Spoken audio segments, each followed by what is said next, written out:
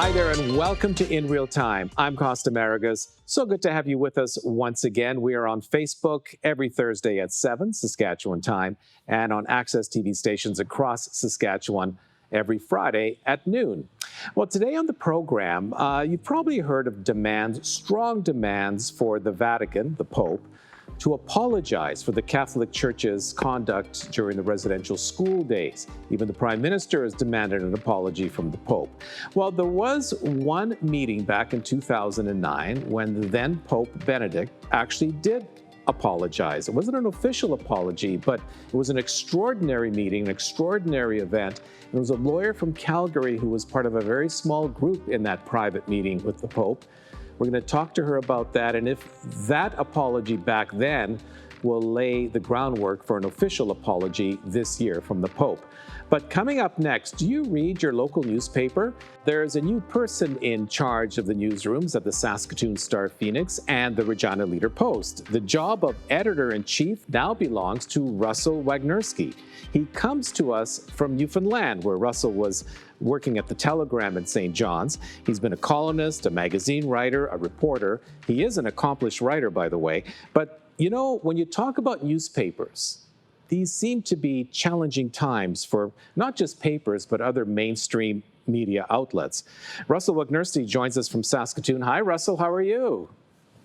Hi, I'm fine. How are you? I'm very well, thank you. Let's start with today. I read your column about your trip along the South Saskatchewan. It was a wonderful imagery that you provided there. What was that like for you?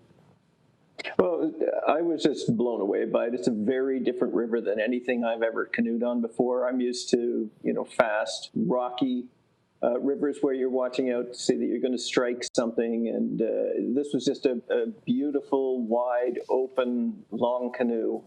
Probably 28 kilometers was biting off a little bit more than I should have, but especially for... Yeah, go ahead.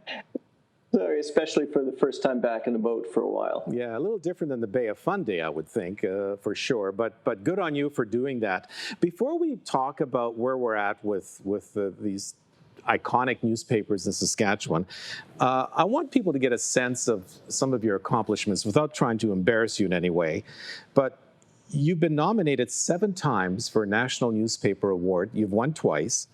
You are the author of several books, fiction and nonfiction. Your books have either won, been nominated, or shortlisted for numerous awards. And some of these are extraordinarily prestigious, as in the Giller Prize. And I am reading your short story collection right now. I'm not trying to flatter you or anything. It's called Whirl Away Stories. There, see, I even purchased this, Russell. It's a wonderful collection of short stories. Have you heard enough about your accomplishments? Oh, absolutely. Okay. Absolutely. I mean, I like the part where you talk about the fact that you're reading them. That's what I really enjoy hearing. Well, they're wonderful stories, and you are a writer, that's for sure. I want to ask you, though, aside from canoeing on the South Saskatchewan, what has life been like for you now that you are living in Saskatchewan? It's very different. It's a very different culture. It's a very different amount of sunshine, for sure. I mean, not that long ago, maybe 2 years ago in St. John's, we went through an entire July with 12 hours of sunlight for the whole month. Mm-hmm. So getting up in the morning and not seeing what in Newfoundland we call RDF, rain, drizzle, and fog, is a delight. The culture of the community is fantastic. I found it really, really welcoming here in Saskatoon. Because of the pandemic, I have yet to get to Regina, although I've been to Regina before.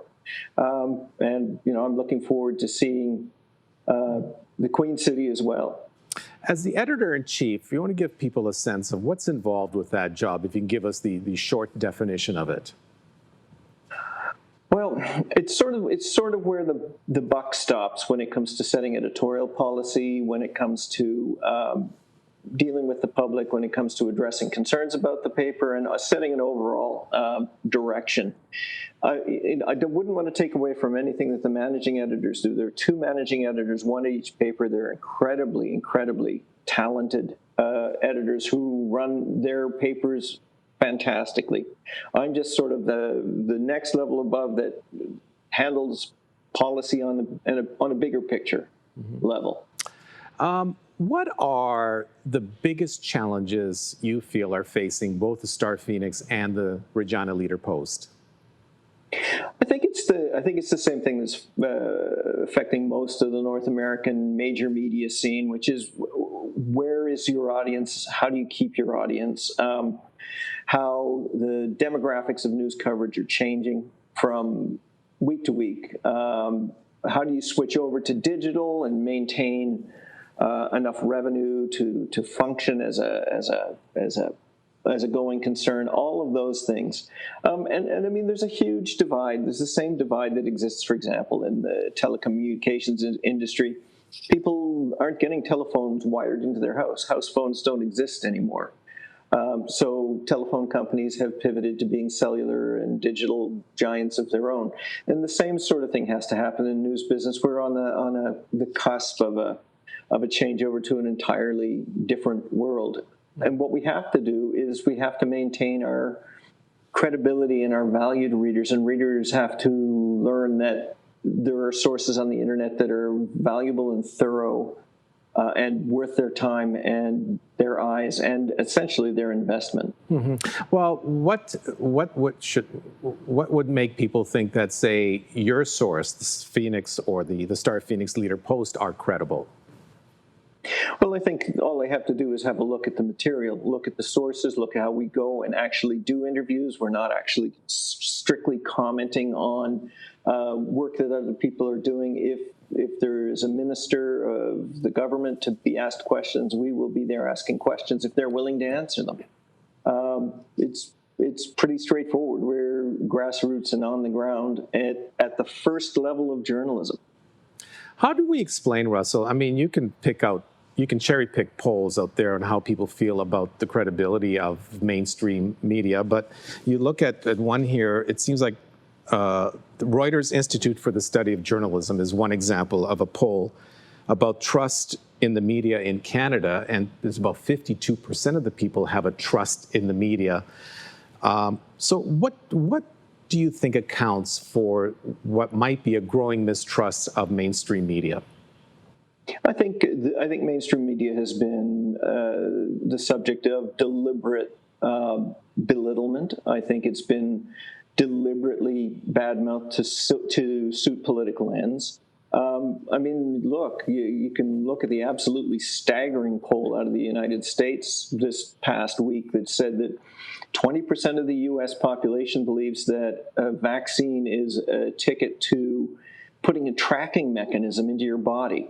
And I mean, you could say, well, it could be a tracking mechanism. Yeah, well, you're carrying this around in your pocket. It's a tracking mechanism of the first order. I mean, it knows when you're in stores. You carry customer gift cards for stores that are RFI enabled that will tell the store owner how long you stand in front of particular displays. Yes, there is a problem that we're being tracked. No, it's not by vaccines. Mm-hmm. But the thing is, things generate their own speed, their own weight, their own momentum. And we're in a time where the easiest way to dismiss questions, to dismiss analysis, is to say, oh, that's fake news. You don't have to prove anything is fake. All you have to do is say it. It's an easy out. Perhaps I can just narrow the discussion a little bit to more to the papers now. Of course, when you go into a corner store, you still see the hard copy version of the Leader Post and the StarPhoenix, and man, they're very paper thin. What does this mean? What does this tell us about the state of the newspapers, the two largest papers in this province? Well, one of the things it tells you, well, I mean, first of all, the fact that you notice that is an issue called heft, and that is important. People like to feel that they're getting value for money, and one of the ways you would get it in the past is the weight of the paper. The paper still has scores of stories and probably more stories per page than it ever has, simply because there is not as much advertising. But the size of papers for years and years had nothing to do with the value of the news inside. It had to do with the fact that advertising was sponsoring newspapers, essentially. Advertising was carrying the full cost and more for customers. So you were getting much more than you were paying for. Advertisers have moved. The the river of where you can place your advertising has gotten much wider and shallower, and it affects everyone. Digital advertising now has access that lots of advertisers didn't have before, and on top of that, the Facebooks and the Googles of the world are eating a huge amount of the money that's involved in placing advertising by using our copy to sell their ads. And how does that affect operations and your ability to do good journalism when that happens? Well, it affects it because everything in the world is profit and loss and costs, and we have to be able to pay for what we produce. And that world is changing, and it's not a world now where you see. When I was in university, I didn't get newspapers when I was a university student. But as soon as I graduated from universities, I was reading 3 papers a day because they were important for me getting a job, keeping a job, working. At the time, I was working in Toronto. And without those papers, I wouldn't have gotten a job, and I wouldn't be working in journalism now. Yeah. I have a question, though, about where we're looking now down the road here with the papers. You're the editor-in-chief. You're part of a team. Well, fair enough. But what can we look down the road here for the Leader Post and the StarPhoenix under your leadership? What I'd really like to see is I'd like to see every story have an element that you can't get somewhere else, whether it's in the style of the writing, whether it's in the color and the description and the uniqueness of the stories we look at, whether it's in the investment in finding things out that other people don't. I want to make journalism that is unmatchable. And one of the things that happens so often now is, you'll write a story, and as little as 12 hours later, the same story will be essentially copied and matched by another news outlet. I'd like to have a pair of newspapers that make copy that is essentially uncopyable, that can't just simply be rewritten and put somewhere else at no expense. Well, we'll be looking for those, and there are some great stories that are being produced on a daily basis in both the papers, since you've been there, but also under the previous editor-in-chief. So keep up the great work. I do encourage people to get out a subscription to the papers because you are supporting good journalism. Russell, all the best to you in your job. Thank you. And you talk about things that are uncopyable. Is that the word? Uncopyable. It might be might not be the best word, but basically, in the bad old days of private radio and newspapers, there was something we used to call the rip and read. Yeah, I remember. Where you could actually hear the crinkle of the newspaper in the background as the private radio host read the story of the day. You're bringing back a lot of memories because I was party to that, I think. Yeah, go ahead. The digital world has its own rip and read. It's just not as obvious. What is uncopyable is this: Whirl Away, one of the many works of Russell Wangersky. If I can do another plug for you, not that you're asking for it, but I will continue reading your short stories, and of course, continue reading the Leader Post and the StarPhoenix. I wish you all the best, Russell, and hope we get to meet in person sometime. I hope we do too. Thank you very much. Bye-bye. Bye-bye. Is it time to take your event online? Bring it to IKS Live. We've got a fully customized virtual event platform with remote guest support for your next fundraiser, talk show, conference, performance, and more. IKS Live offers live streaming to Facebook Live and YouTube and pre-recorded capabilities, both in our studio with green screen available and on location with pre-production and post-production services. Visit us at ikslive.ca. I want to put together a fundraiser for my community. How do I start? Where do I find speakers? And some type of direction? You need to contact the people at EMJ Marketing. Joe and Laura are the best. EMJ, huh? Do they? They do have a lot of experience with all kinds of events. Their team will work with you every step of the way. Who do they work with? EMJ represents so many great keynote speakers to entertain and focus on a wide range of topics. Here's just a few: Rod Peterson, Jim Hobson, Amber Bulkin. Wow. Sounds like EMJ really know what they're doing. Contact bookings at emjmarketing.com or visit emjmarketing.com. Thanks. EMJ marketing is just what I need. Need help with fundraisers, special events, business keynotes, and more? Contact EMJ Marketing. We provide the right people for your event.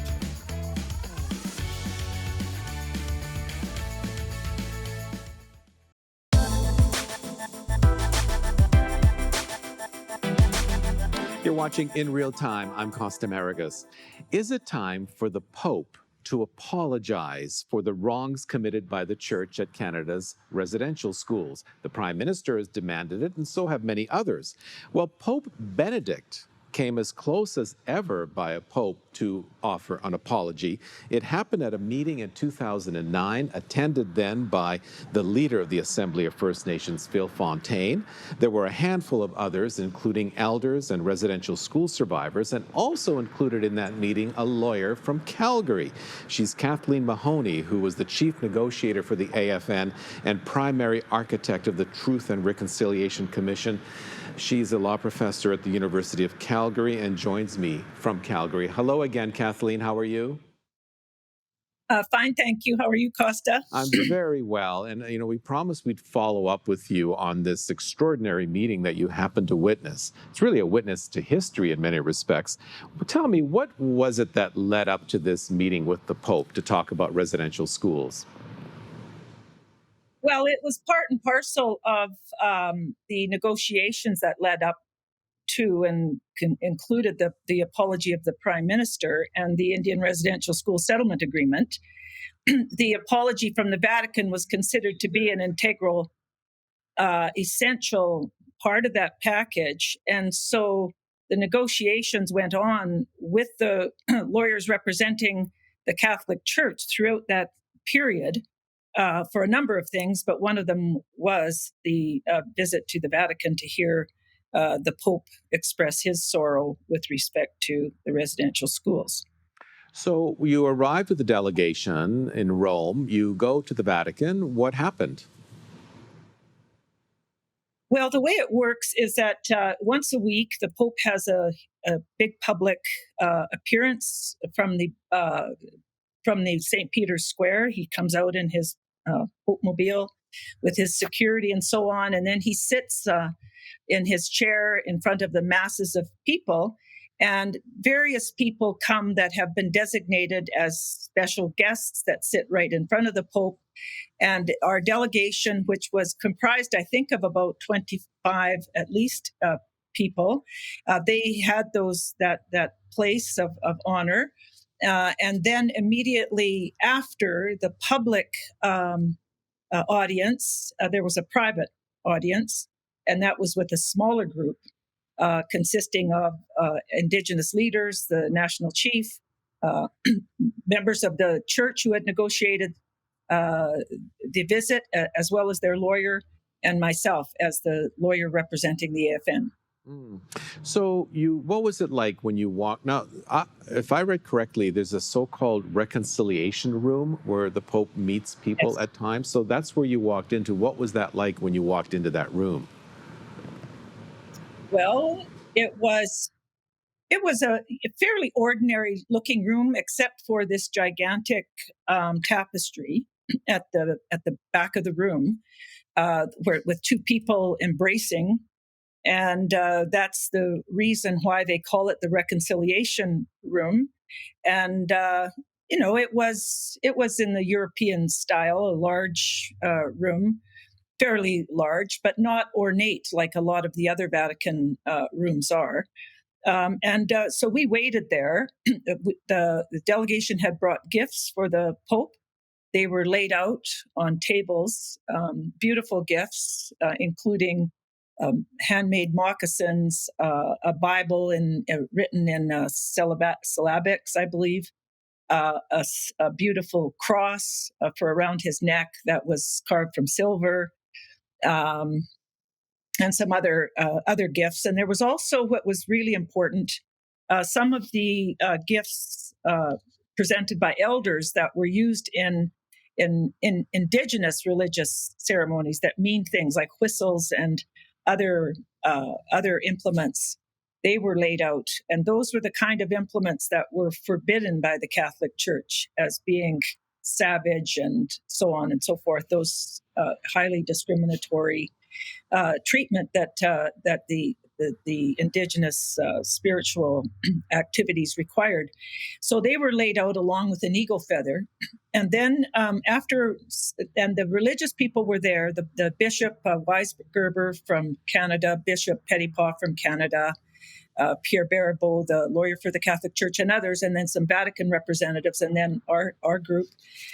We chatted, and then after a few moments, the Pope entered, and he's a man of small stature, but as I mentioned, I think to you before, it was quite an awe-inspiring moment in the sense that you feel that you're in the presence of this huge power that the Catholic Church has around the world. And here's the man that's on top of that power structure. So that was quite a different feeling. And then he greeted, we sort of lined up in a way, and he greeted each one of us and spoke to us and presented us with the rosary. And we spoke with him and shook hands, or with some people kissed his ring and so on, as is custom in the Catholic Church. And then the national chief, then he made a speech where he expressed his sorrow at the anguish caused by the, as he put it, deplorable conduct of some of the members of the church. And he then offered sympathy and prayerful solidarity. He then emphasized that acts of abuse cannot be tolerated in society. And he prayed that all of those affected would experience healing. And he continued, he said that he encouraged the First Nations people to continue to move forward with renewed hope. So that was essentially the content of his remarks. And the national chief responded in kind, very much along the same lines as the response to the Prime Minister and the Government of Canada in the apology offered by Stephen Harper and all the leaders of the opposition. What went through your mind? What was the feeling in the room when the Pope expressed this regret in the conduct of the Church? Well, in some ways it was breathtaking because he was saying words that we hadn't heard from any, a person of that level of seniority in the Catholic Church. I mean, the Oblates had apologized. Other churches had apologized more than once. But to be in the presence of the seat of the Catholic Church, this incredibly powerful organization with such an incredible history going back, to the time of Christ, it was quite an amazing experience. It's really hard to describe because there's nothing, comparable to it. But I think for most of the people, it was very emotional. Kathleen, so it sounded, I think, to most people that this was indeed a sincere apology from the Vatican, but that's not being accepted. How do you feel about that? Well, I think it was a step in the right direction for sure. What we felt at the time was that it was a very significant victory for the survivors of residential schools and the people they descended from, who had been in this system for over 150 years. And this was the first time that the powerful hierarchy of the church was taking this into account and saying something about it. So from that perspective, it was a huge victory. However, the content of the Pope's words were not those that fit the textbook apology requirements. He expressed, as I said, sorrow at the anguish that was suffered. So that was important, that he recognized the harm. He said that it was intolerable conduct, which was also important, that it should not occur in society. But what was missing from the apology was the solemn promise that this would never happen again, and what they could do to acknowledge their sorrow, that kind of thing. And if you were to Google what is a proper apology, you would see the elements of an apology that are the perfect apology. And so some of those elements were missing. And then some people have also felt that the Pope should come to Canada where this abuse occurred, rather than make the presentation from the Vatican. I mean, I think that both are important because the Vatican is the seat of power. This was, the place where the Catholic Church originated. This is the place where, these priests are given or given their power to, and their, what would you say, their sense of superiority, you might say, that religious people get that from the solemnity and the history and so on of the Vatican. So in some respects, the Vatican was a perfect place to go, where First Nations people were thought to be savages that needed to be changed.